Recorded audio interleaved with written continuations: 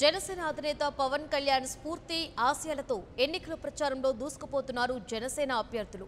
Anakapalli parliament నియోజకవర్గంలో చింతల పార్థసారథి జనసేన మేనిఫెస్టోను ప్రజల్లోకి తీసుకువెళ్తున్నారు. ప్రజల సంక్షేమమే ధ్యేయంగా రూపొందించిన మేనిఫెస్టోను ప్రజలకు వివరిస్తున్నారు. రైతులకు మేలు చేసే మేనిఫెస్టోను ప్రవేశపెట్టిన పవన్ కళ్యాణ్ గెలుపు ఖాయమంటున్న చింతల పార్థసారథితో మా ప్రతినిధి Ashalatha face to face.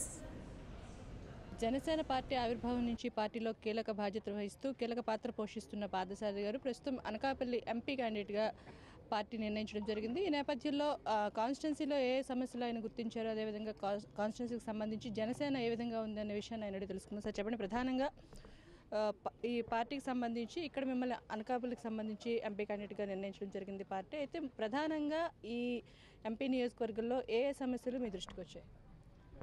Janasena party రాష్ట్ర కన్వీనర్గా గత సంవత్సర కాలం ఆంధ్ర రాష్ట్రంలో ఉన్నటువంటి 13 జిల్లాల్లో కూడాను పవన్ కళ్యాణ్ గారి ఆదేశాల మేరకు పార్టీ నిర్మాణం సంబంధించిన కానివ్వండి, అలానే వివిధ ప్రజా సమస్యలు ఏదైతే ప్రజా పోరాట యాత్రలో పవన్ కళ్యాణ్ గారు హైలైట్ చేశారో వాటన్నిటిని కూడా మేము క్రోడీకరించి ఒక మేనిఫెస్టోను తయారు చేసుకున్నాం. ముఖ్యంగా మనకి అనకాపల్లి పార్లమెంటరీ నియోజకవర్గానికి సంబంధించి ఇది విశాఖపట్నం జిల్లా రూరల్ ప్రాంతంలో ఉంది కాబట్టి ఇక్కడ ముఖ్యంగా రైతుల సమస్యల మీద చాలా స్పష్టమైనటువంటి మేనిఫెస్టోని జనసేన పార్టీ తయారు చేసుకుంది. ఇక్కడ మనం ప్రధానంగా చూసినట్లయితే అనకాపల్లి ప్రాంతంలో సరైనటువంటి ఇరిగేషన్ లేదు. అంతా కూడా మనం బోర్వెల్స్ మీద ఆధారపడి ఇక్కడ చెరకు పండించుకునే పరిస్థితి. చెరకు పండించి కష్టపడి చేస్తే ఇక్కడ ప్రధానంగా ఇప్పుడు మనకి ఈ మధ్య చెరకులో ఎర్రనల్లి ప్రభావం వలన చాలా పంట నష్టం జరిగింది.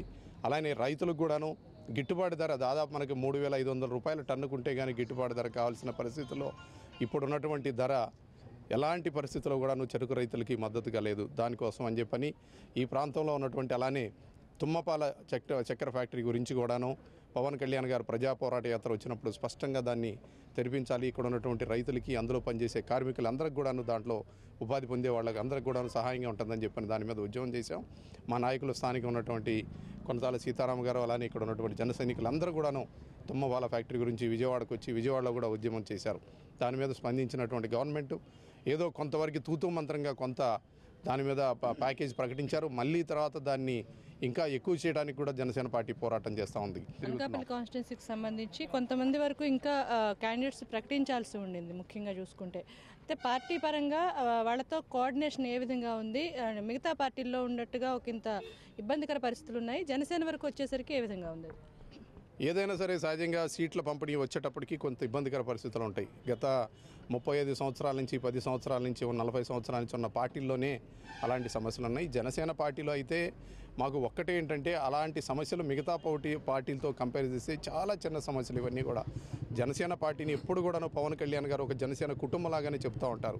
కుటుంబంలో చిన్న చిన్న మనస్పర్ధలు వస్తాయి, అవన్నీ కూడా ఒక్కసారి పవన్ కళ్యాణ్ గారు వాటి మీద దృష్టి పెట్టినప్పుడు నెల రోజుల్లో జరిగే ఎలక్షన్స్లో ప్రజలు వారి యొక్క తీర్పునిస్తారు.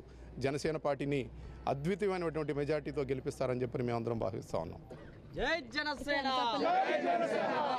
తర్వాత మొదటిసారిగా జనసేన పార్టీ నుంచి పార్థసారథి గారు అభ్యర్థిత్వం పెట్టిన తర్వాత ఈరోజు ఆయన పార్టీకి సంబంధించిన కార్యాలయాన్ని ఓపెన్ చేయడం జరిగింది. అదేవిధంగా నియోజకవర్గంలో ఏవైతే అసెంబ్లీ స్థానాలు ఉన్నాయో వారందరి మధ్య కోఆర్డినేషన్ బాగుంది. ఖచ్చితంగా జనసేన పార్టీ అధికారంలోకి వస్తుంది. మరొక నెల రోజుల్లో రాష్ట్ర రాజకీయాల్లో ఖచ్చితమైన మార్పు వస్తుందని కూడా ఆయన ఆశాభావం వ్యక్తం చేయడం జరిగింది. ఇది ఇక్కడ పరిస్థితి. ఇమ్రాన్తో కలిసి ఆశా 19 కోసం విశాఖ జిల్లా అనకాపల్లి నుంచి.